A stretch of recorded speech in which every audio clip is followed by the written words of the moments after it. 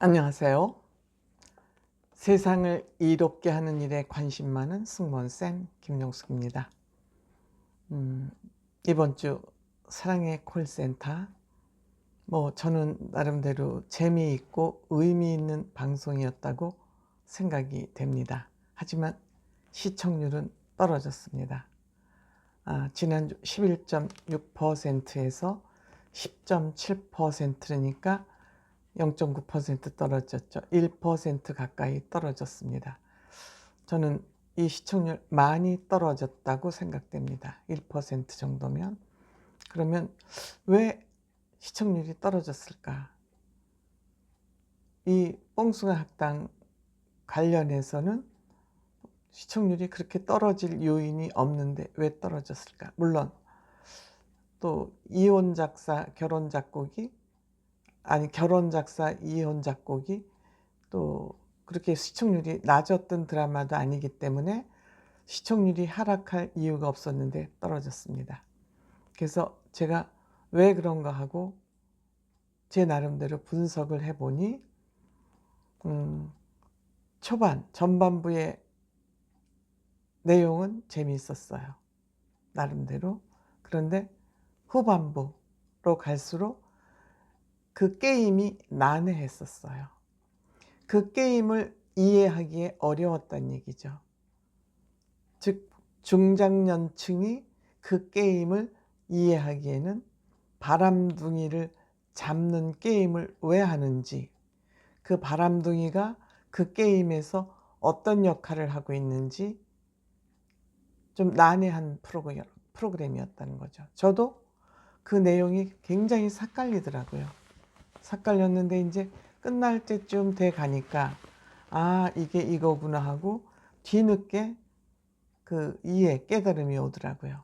그래서 제가 보기에 시청률 하락 요인은 게임이 어려웠기 때문이다. 저는 그렇게 분석을 하고 있습니다. 런닝맨이나 이렇게 나이 어린 젊은 층들이 보는 프로그램이라면 이 난해한 프로그램이 재미있었을지도 모르지만 중장년층에는 조금 소화하기가 벅찼었습니다. 즉 이 게임은 자기 팀을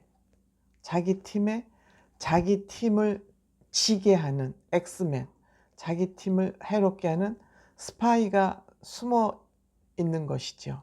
그러니까 이 스파이가 숨어 있어서 이제 이거를 바람둥이라고 표현을 했는데, 그러니까 자기 팀을 해롭게 하는 그 사람, 그걸 바람둥이라고 표현을 해서 그게 누구냐를 찾아내는데, 이 스파이, 바람둥이는 자기가 또 바람둥이라는 거를 표현해도 안 돼요. 눈치채게 해도 안 돼요.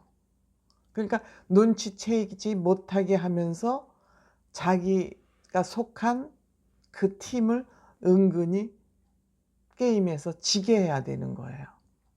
그러니까 이게 이해하기 힘들죠. 보통 게임을 하면은 우리 편을 이기게 해야 되는데 자기 편에 불리한 역할을 하면서도 그 불리하게 스파이 노릇, 즉 바람잡이 역할을 하는 게 안 들켜야 되니까 굉장히 어려운 게임이죠. 이해하기. 근데 물론 장민호 씨가 바람잡이이긴 했습니다만 장민호 씨 연기가 아주 훌륭했던 것이죠. 아무도 눈치를 못 챘어요. 그냥 김홍수 씨하고 또 임영웅 씨, 또 이가령 씨, 이런 사람들이 너무 그 퀴즈를 못 맞히고 버벅대니까 이런 사람들이 오히려 의심을 받았었어요. 근데 장민호 씨였잖아요. 얼마나 연기를 훌륭하게 했으면 못 찾아냈잖아요. 어쨌든 지난번에 결사고 1탄에 이어서 2탄 다시 돌아왔죠. 전수경, 김웅수, 이가령, 전노민, 성훈, 박주미 이 6사람이 와서 이제 결사곡 자체가 남편 30대, 40대, 50대 남성이 외도를 하는 그것의 주제로 된 드라마이기 때문에 역시 부부 생활에 대한 문제, 부부간의 문제에 대해서 상담을 하고 거기에 대한 우리 트롯맨 6들의 쭉 의견도 살펴보고. 그래서 제가 우리 트롯맨 6의 결혼 생활 미리 보기에는 트롯맨 6를 다 하나하나 한 명 한 명 다 분석을 해서 별도로 영상을 만들어 보려고 합니다.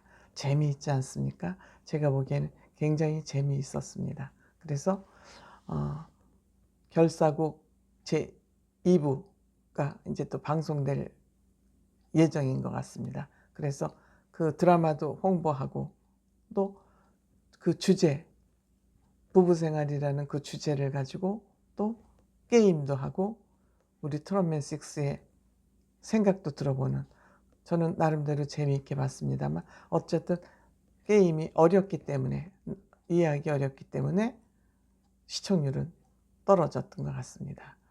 그래서 이 게임을 통해서 바람둥이를 찾지만 가족 간에, 부부 간에 어떻게 마음을 읽는지, 남녀 마음을 읽는 방법, 외도하는 거, 또 그러면서 여기에서 또 1등을 한 팀에게는 또 멤버를 교체할 수 있는, 그러니까 그 바람잡이가 누군지를 해서 그 바람잡이를 퇴출해내는, 왜 자기 팀에다가 자기 팀에게 불리한 행동을 하기 때문에 퇴출하는, 이런 어쨌든 체계적인 게임으로 진행된 것은 저는 잘 진행이 됐다고 생각합니다.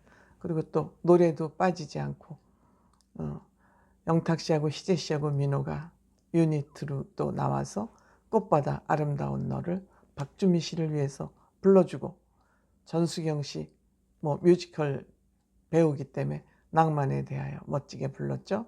또 영웅 씨, 찬원 씨, 윤성 씨 빠이빠이야 귀엽게 불렀습니다. 어쨌든 이렇게 재미와 게임과 또 의미 있는 뽕담소, 마음 뽕 상담소까지 하면서 여러 가지 다양하게 보여줬는데, 이번 뽕숭아학당에서 임영웅 씨는 정말 보기 드문 승부욕을 불태웠습니다. 웬만하면 그 게임을 그렇게 전력을 다해서 하지 않는데, 이번 뽕숭아학당에서는 임영웅 씨는 전력을 다해서 게임에 임해서 역시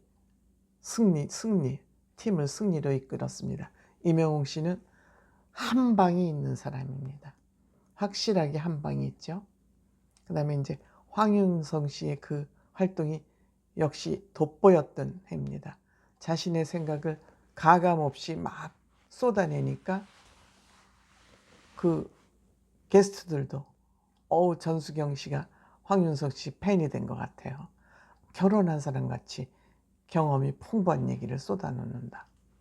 그리고 또 솔직한 걸로 둘째 가름은 서러운 김희재 씨도 본인의 생각을 그냥 가감없이 이가령 씨를 마구마구 들이받으면서 구박덩이로 몰아세웠습니다.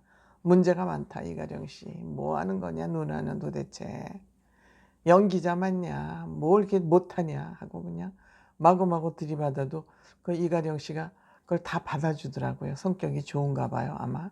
물론 뭐 희재 씨도 그걸 뭐 진심으로 한 건 아니지만 어쨌든 분위기가 좋았죠. 그 다음에 이제 또 영탁 씨는 그 퀴즈를 맞히는데 머리띠에다가 자기가 누구인지를 그 질문을 통해서 힌트를 얻어갖고 자기 머리에 얹힌 단어를 맞추는, 사람을 맞추는데 역시 영탁 씨는 감각은 뛰어납니다. 베토벤 이거 맞히기 힘든 건데 어떻게 몇 번 질문 안 하고 대가닥 맞히더라고요.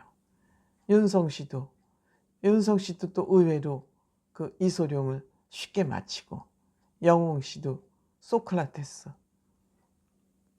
쉽게 맞춰서, 어쨌든 그런 센스가 있기 때문에 뭐 트롯맨 6 아직 괜히 하겠습니까? 특히 강홍수 씨의 활약이 돋보였던 뽕숭아학당이죠. 정말 강홍수 씨는 참 재미있는 중년의 아저씨예요. 현재로서는 예능 중년으로서는 아마 최고 아닐까? 그런 생각이 들 정도로 감각, 솔직한 입담, 그 능력, 흥분 뭐 다 갖추고 있어요. 어쨌든 2번씩 퇴출을 당했죠. 의심을 받아가지고 그만큼 연기력이 뛰어나다는 얘기죠. 강흥수 씨도. 그래도 가는 팀마다 그 팀은 우승을 하게 만드는 그런 역할도 갖고 있고, 강흥수 씨 아무도 부음 씨에게 태클 거는 사람이 워낙 재치가 있기 때문에 없는데 설명을 장황하게 하니까 빨리빨리 해, 질문이 왜 이렇게 길어 하고 부음 씨를 딱 잡으니까 부음도 어쩔 줄 모르고 당황하더라고요. 어떤 데에서 상황에서도 당황하지 않는 부음 씨를 꽉 잡았습니다. 그리고 또 이찬원 씨도, 영웅 씨도 강흥수 씨를 보면서 야, 찬원이보다 10배 더 세, 10배 더 세. 그만큼 강흥수 씨가 아주 돌직구면서도 강력한 그런 예능이라는 것을 증명해 보인 그런 재미있는 뽕숭아 학당이었습니다. 하지만 시청률이 하락한 것은 게임이 중장년층이 시청하기엔 어려웠다. 이해하기가 어려웠다. 그런 생각을 했습니다. 고맙습니다.